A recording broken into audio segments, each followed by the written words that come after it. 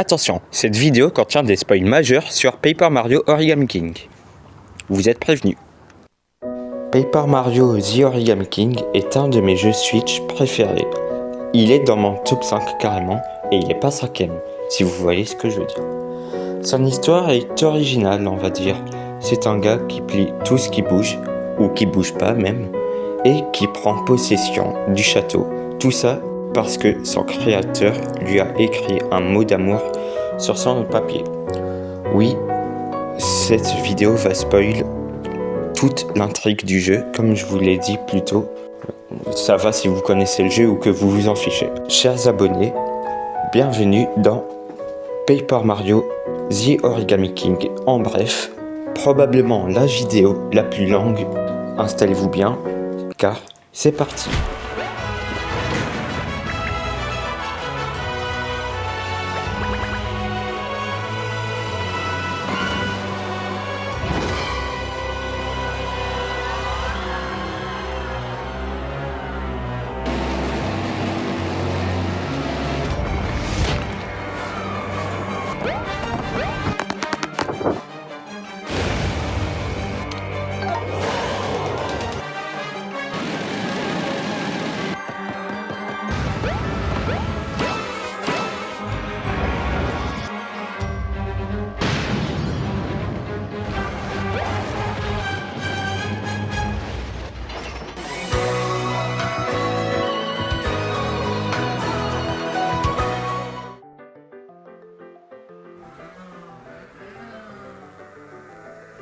Cette histoire commence par Luigi qui fait du kart car il s'est perdu dans la map Forêt des Cas de Mario Kart 7. Ok, je raconte n'importe quoi. En fait, tant mieux que ce soit Luigi qui pilote, car on connaît Mario maintenant. Mettre Mario qui fonce dans le vide dans Mario Kart, c'est pas une très bonne idée. Sinon, ils sont en route pour l'Origami Fest, encore un festival. Ils en font encore après le désastre qu'était le festival des stickers dans l'Opus 3DS Sticker Star ou quoi. Bon, Peach, on veut une réponse là. Peu importe, ils arrivent à Toadville. Paye l'originalité du nom de la ville. Donc ils arrivent à Toadville et ils tombent sur des Toads jaunes qui sont en gilet jaune. Pas du tout. Ils tombent juste sur une ville, totalement vide. Aucun Toad, ni autre invité. Nada, juste les stands, les décos, un sentiment post-apocalyptique. Ils vérifient bien que c'est aujourd'hui l'Origami Fest et... Ouais, c'est ça, on est bien XOXO. C'est aujourd'hui. Donc ils partent pour le château de Peach et... OMG, c'est la musique de Mario 64. Oh, la nostalgie est au max, est à son paroxysme. Mario et Luigi décident d'entrer, mais...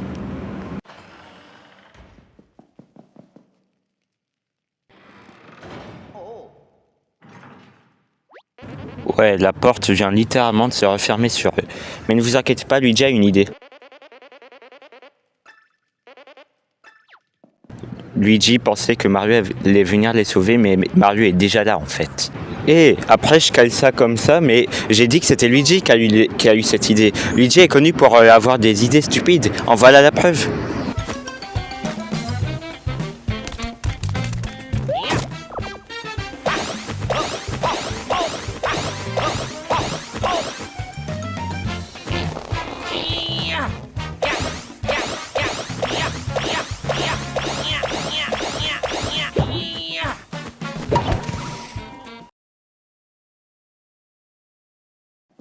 Bon, mis à part ça, Luigi part chercher Peach et Mario avance. Et là, on arrive dans le hall de Mario 64.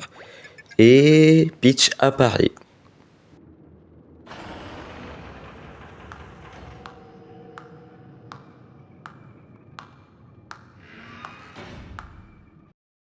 Hey Peach, pourquoi t'es toute pliée? Tu prépares pour l'Origami Fest?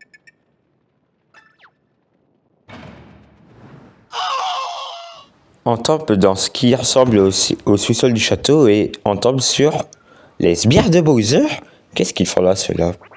Pendant que ces sbires de Bowser sont stupides à penser que c'est fait exprès et que c'est une surprise, on en déduit que Peach nous a piégés. Mais pourquoi nous a-t-elle piégés? À peine on dit ça qu'il y a un mascasse plié qui vient récupérer tous les sbires, à part nous. Un Goomba pense qu'il va voir des Toads parce qu'il en a jamais vu. Tu te moques de moi? Et le Toad dans Mario Bros. Wii que tu n'arrêtes pas de kidnapper, on en parle?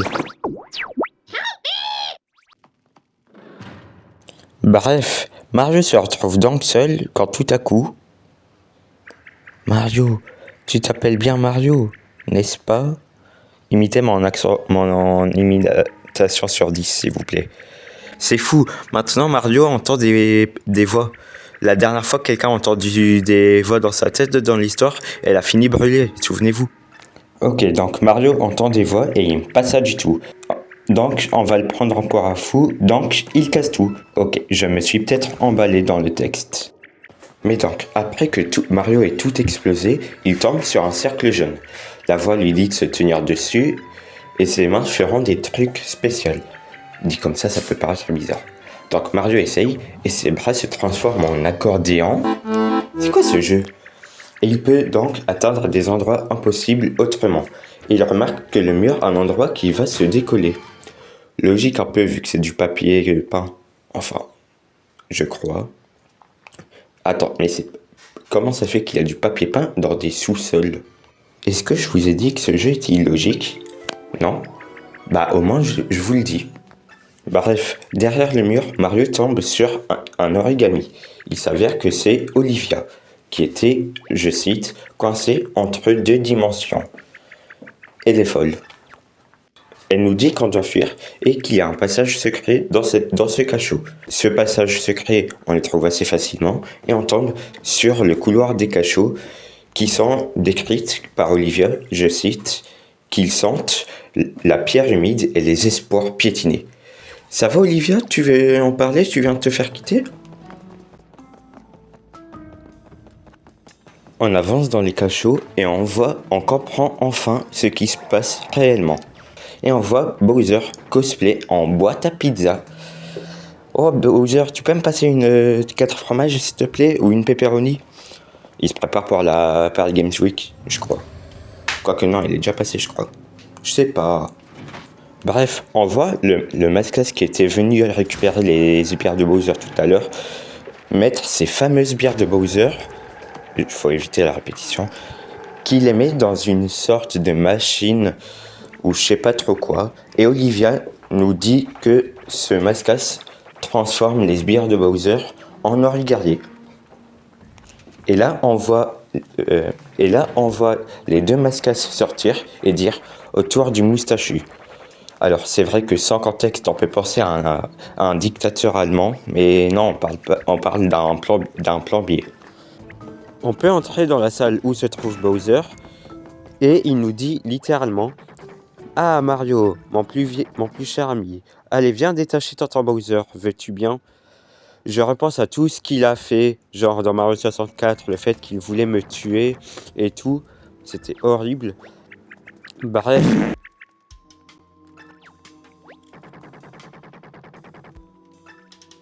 Donc je délivre tonton Bowser supplément pizza pepperoni et Bowser me parle d'un passage secret. Donc je trouve ce fameux passage secret et on monte d'interminables escaliers. Bowser n'arrête pas de se plaindre et on rejoint Peach sur le balcon du château.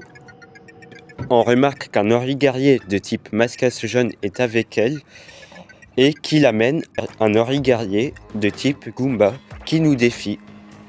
Et évidemment, c'est le Goomba qui n'avait jamais vu de Toad d'après lui qu'on avait rencontré quelques minutes juste avant. Il nous propose en combat notre premier combat du jeu. Petite spécificité, les combats sont en tour par tour, mais en mode tu peux déplacer des disques pour disposer les ennemis à ta manière. On bat le Goomba assez facilement vu que c'est le combat tuto. Et là, attention, le mascasse jaune se révèle être en réalité Oli, le frère d'Olivia. Rien à voir avec les boissons énergisantes que tous vos youtubeurs favoris en parlent. L'objectif du roi Oli est simple, faire du royaume champignon le royaume origami. Un monde à son image, classique quoi. Donc Oli invoque 5 rubans qui soulèveront le château. Un mascasse vient nous sauver de justesse et... Ouais bah Ripperino mon petit Luigi. Ceux qui en rêvent, vous êtes des boss, oui. Abonnez-vous aussi s'il vous plaît. En volant au secours de la cascade de Luigi, je suis éjecté par de la coupa mobile dans des espèces de bois assez bizarres. En me baladant, je tombe sur un trou et une voix me dit de faire attention à ne pas tomber dans ce trou car je vais m'y enfoncer et ne plus en sortir. Donc cette voix me donne un sac à confetti et la voix me dit que si je remplis ce sac à confetti de confetti du coup que je peux trouver dans les arbres, je pourrais recouvrir ce trou. Donc c'est ce que je fais, je farme les confettis, je rebouche le trou et je tombe sur Olivia qui était finalement la voix. Alors me demandez pas pourquoi elle a pas flotté jusqu'à moi directement au lieu de me faire tout ce tuto littéralement. Bref, plus loin, Olivia remarque que le château de Peach est au sommet d'une montagne et pense qu'on devrait d'abord retirer les serpentins. Un truc qu'on en avait déjà déduit et qu'on savait déjà depuis pas mal de temps, vu que le château s'est littéralement fait enrouler par des serpentins, donc comment tu veux y passer sans les enlever? Ok Olivia, tu es la Navi de ce jeu, mais tu vas pas m'arrêter chaque seconde pour me dire des évidences comme le fait que l'eau ça brûle. Ok, je suis second degré là, ne vous inquiétez pas. Bon, je m'avance et je tombe sur le cœur de la forêt. Et là, qu'est-ce que j'entends? Encore des voix. Bon, j'y prête pas trop attention, je continue de me balader et je tombe sur une souche avec une seule sortie. Donc je la prends, mais j'ai une sensation assez étrange car si je pars de cette zone, je reviens là, devant la souche. Donc j'essaie d'aller dans le sens inverse, ça marche pas. Donc je monte sur la souche pour me reposer et là, je crois que je suis sous l'effet d'une herbe assez étrange, pour ne pas dire drogue, car je vois que la souche et tous les arbres de la forêt sont vivants. Enfin, je veux dire qu'ils parlent, quoi. Bon, il me fend la morale d'avoir piétiné le vénérable et de l'avoir scié, alors que j'ai rien fait. Et à cause de toute cette histoire, je peux plus sortir de la forêt. Donc le vénérable me dit qu'il va m'aider seulement et si seulement moi je l'aide en premier. Et pour ça, il me dit de trouver une graine que j'ai déjà trouvée et de la jeter dans un lac pour retrouver sa forme d'origine et la donner au vénérable pour qu'il retrouve sa forme d'antan. Donc c'est ce que je fais. Heureusement pour moi, ce lac est très simple à trouver. Pourquoi? Car il suffit juste de me balader, de vaincre des guerriers qui d'ailleurs, Olivia, s'il te plaît, j'ai appris à me battre. C'est bon, t'es pas obligé de me répéter à tous les combats comment disposer les ennemis et tout. Bref, je trouve ce lac, je jette ma graine dedans, je récupère ma graine qui est devenue normale, et là... Oh là là, ça sent tellement mauvais, toute cette histoire. Donc, je vais voir le vénérable qui venait de crier, et là... il y a un gros trou noir, mais c'est pas grave, je lui lance des confettis et le problème est réglé. Donc il nous remercie de l'avoir sauvé et là...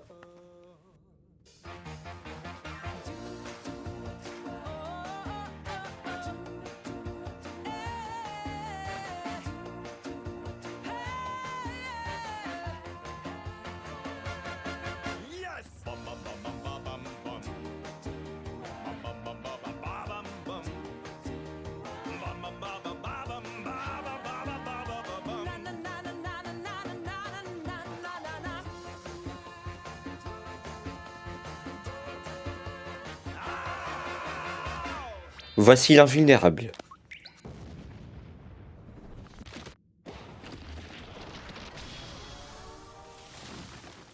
Nintendo, pourquoi depuis Mario Odyssey vous faites chanter tous vos personnages dans tous vos jeux? D'abord dans Mario Odyssey, puis Splatoon, et même ça. C'est quoi la suite? Pauline va avoir son propre jeu avec ses propres musiques?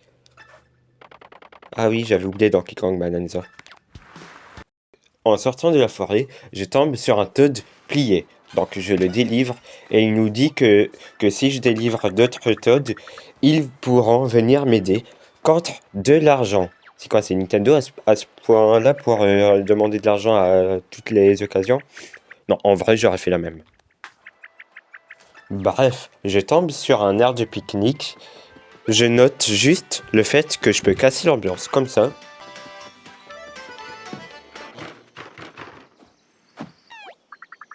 Je note le fait qu'une maison est vivante.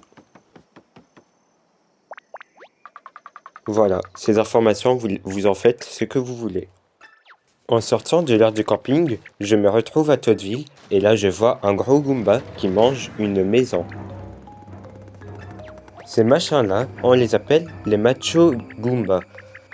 Pour les vaincre, faut d'abord frapper le sticker qui sont généralement dans leur dos, puis vous les frappez d'où vous voulez. A noter que tant qu'ils clignotent, ils sont invulnérables.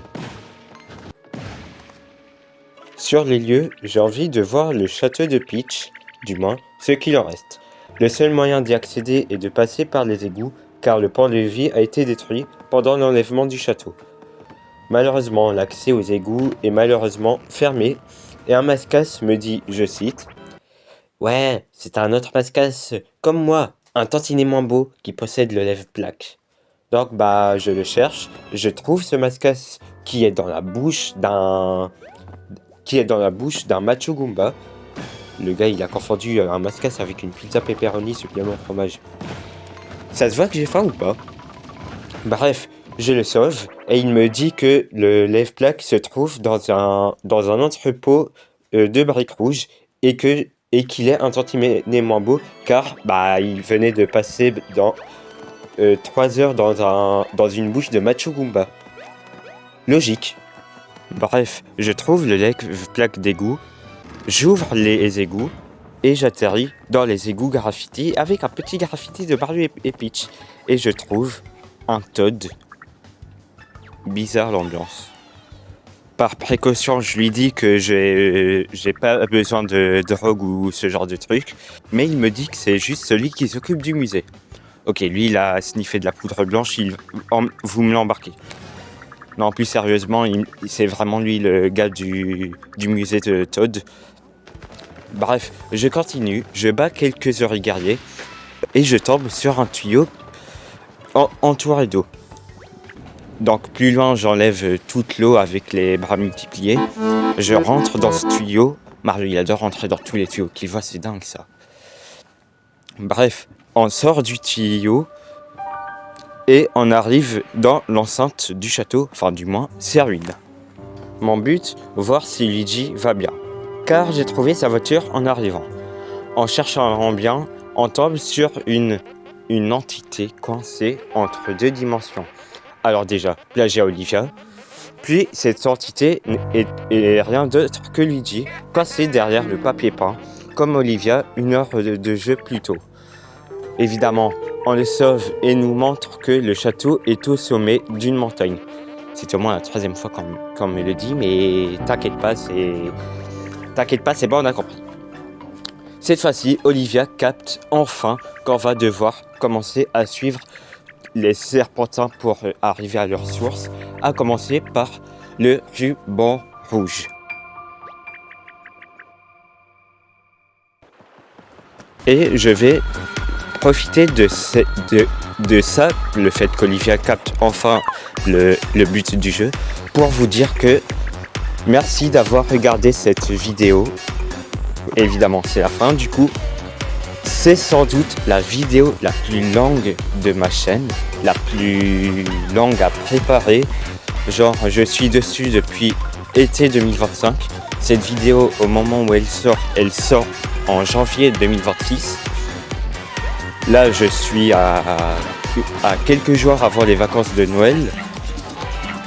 Elle m'a pris beaucoup de temps, comme vous l'avez vu du coup, entre le montage de la vidéo qui était la partie la plus longue, la deuxième partie la plus longue, l'écriture qui était la partie la plus longue, la miniature, je sais pas encore, Mais merci beaucoup d'avoir regardé cette vidéo. Si je vois qu'elle marche, je ferai l'épisode 2 et tout. Je compte faire une vidéo par ruban, plus une vidéo spéciale à la toute fin pour le donjon final.